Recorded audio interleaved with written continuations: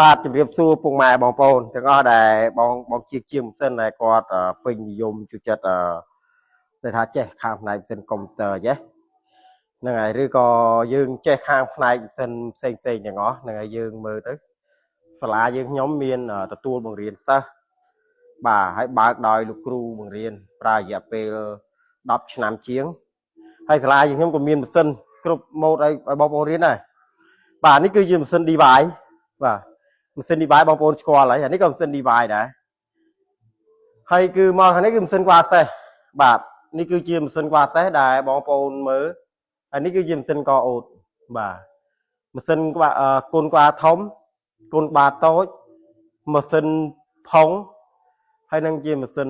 កុំព្យូទ័រផងដែរបាទគឺសាលារបស់ខ្ញុំគឺខ្ញុំបើកបង្រៀនមានបទពិសោធន៍រយៈពេលខ្ញុំ10ឆ្នាំជាងបាទហើយខ្ញុំគិតថាសាលារៀនកន្លែងខ្ញុំគឺបណ្ដុះបណ្ដាលបានច្រើនកូនសិស្សរបស់ខ្ញុំចេញទៅច្រើនដោយសារតែខ្ញុំបរៀនខ្ញុំមានម៉ាស៊ីនត្រឹមត្រូវហើយខ្ញុំបើកបរៀនតាមស្តង់ដារយើងមើលទៅខាងនោះគឺនឹងគឺហៅរូបមន្តណាគឺរូបមន្តនៃស្តង់ដារនៃម៉ាស៊ីនដែរបាទរូបមន្តហើយយើងមើលមានរូបមន្តវាកាលណាយើងមានរូបមន្តវាហើយគឺយើងងាយស្រួលក្នុងការរៀនមែនតើវាអត់មានន័យពិបាកការរៀនទេតែខ្លាចជាងគេពេលដែលសាលាមួយដែលបើកទៅអត់មានរូបមន្តអត់មានជើងទីអត់មានអីចឹងណាហើយចឹងគឺកន្លែងខ្ញុំនេះគឺខ្ញុំមានរៀនមានច្រើនបាទរៀនថ្ងៃអាទិត្យក៏បានមករៀនចេញពីធ្វើការមកវិញរៀនទាំងយប់ក៏បានមានកន្លែងស្នាក់នៅបាទអញ្ចឹងគឺខំថាអ្នកដែលឆ្លាញ់អាជីពខាងផ្នែកជាងម៉ាស៊ីនបាទចង់រៀនសាលាល្អមករៀនកន្លែងខ្ញុំតាក់ទងមកតាមលេខទូរស័ព្ទខ្ញុំដាក់ក្នុងតាមវីដេអូហ្នឹងបាទហើយឃើញម៉ូទ័រខ្ញុំនេះផ្ញើទៅជូនជាងវិញម៉ូទ័រខ្ញុំនេះគឺខ្ញុំទុកសម្រាប់កាត់ពុម្ពសម្រាប់ម៉ាស៊ីនហ្នឹង